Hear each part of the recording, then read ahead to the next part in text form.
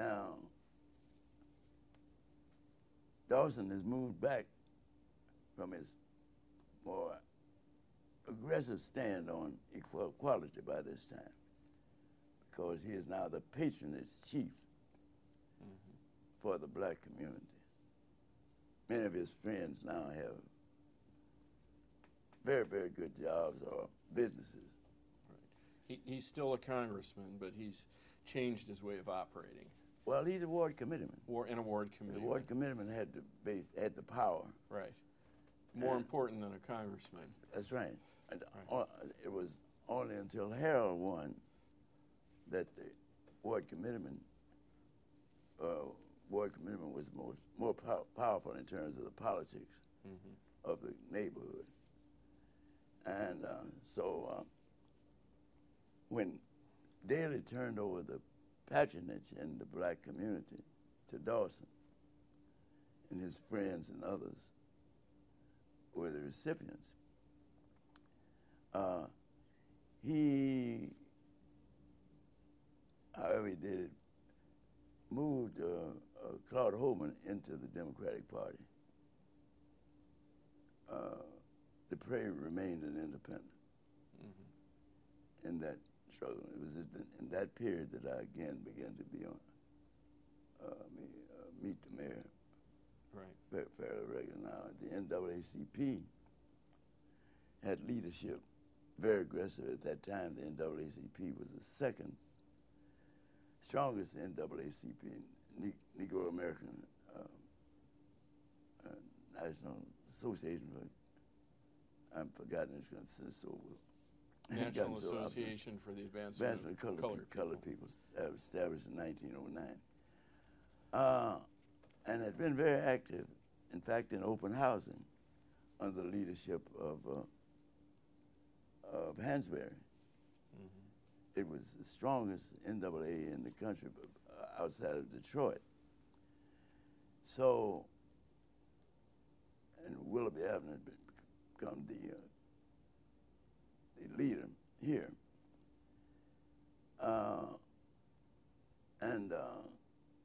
So when Holman pulled away, we then circled around Len DePrey in greater numbers. So now, to be clear, Holman pulled away because he was more in the Dawson camp of doing less. That's right. Right. That's right.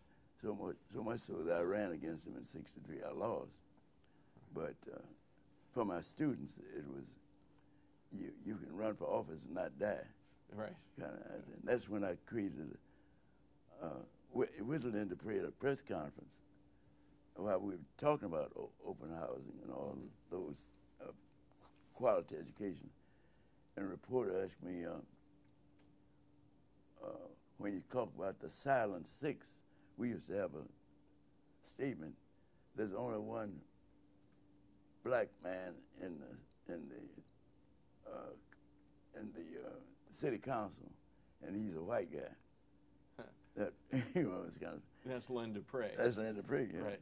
And the Silent Six were 6 African-American aldermen who didn't say much. I said nothing, or either they was support.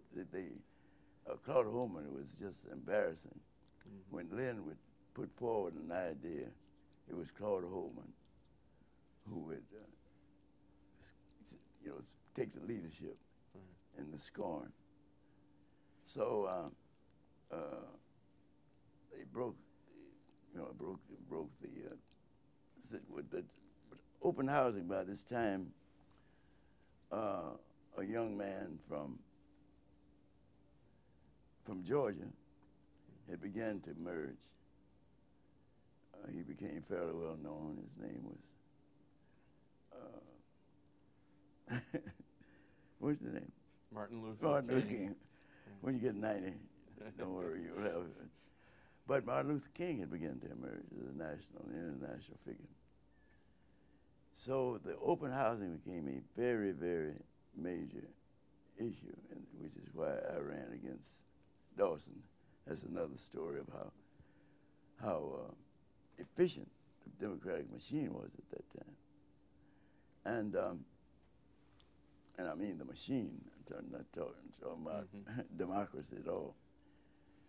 And at this press conference, when a reporter asked me, what about the Silent Six, somehow it came to my mind that we talk about the Silent Six. I said, they're playing plantation politics. And carrying back that in the slave system, the plantation owner would pick one or two slaves to make things go the way he wanted them to go among the slave population. So I was kind of putting it in that context. But the housing issue became a massive issue in Chicago, because Chicago at that time was considered the most segregated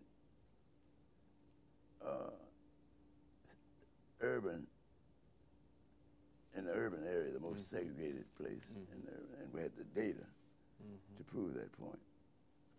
So housing became an international issue. And what was the reaction of Mayor Daley to the open occupancy movement? Well, he was opposed to it on all levels. And you had even though the Hansberry versus Lee and the Shelley versus Kramer had made restrictive covenants unenforceable anywhere in the country. Restrictive covenants with containment of certain populations, black population in places like Chicago, so that they could not easily move. In fact, in many of the deeds that people have gotten after the restrictive covenants was removed and blacks began to move in other neighborhoods like Chatham, and on the deed itself it has the restrictive. Still says this. It still says it. And in fact, the Hyde Park area, which was in your general neighborhood, there were some there. Yes, very much so. So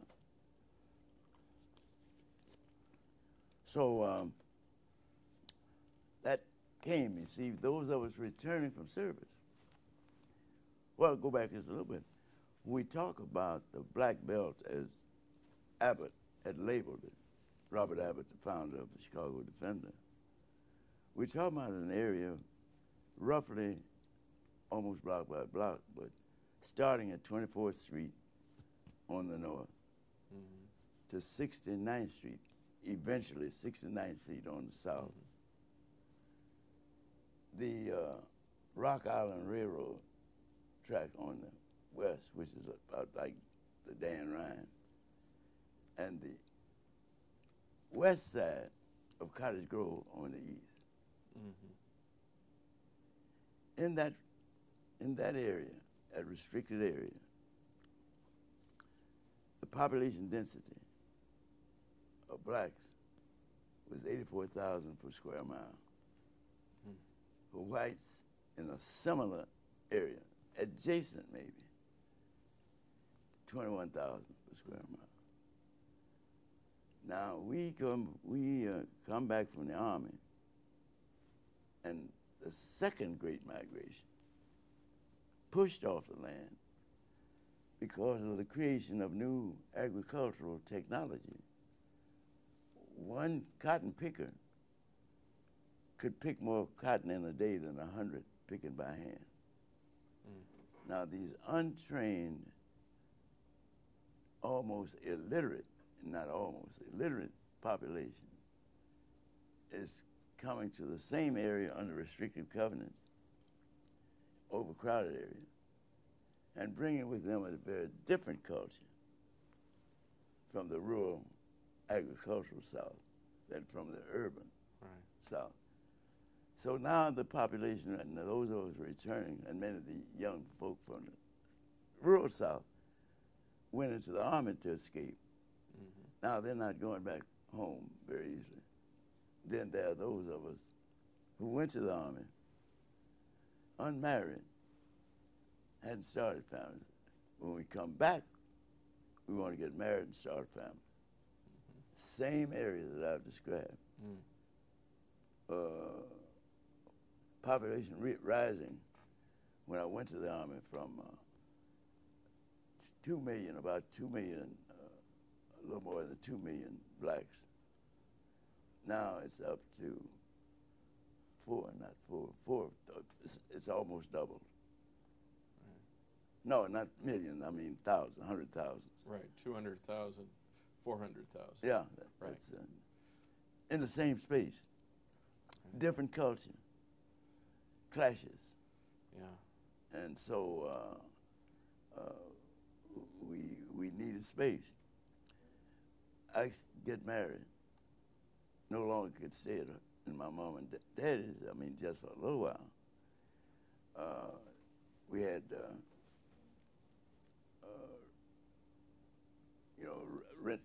rent control, and up to a certain time.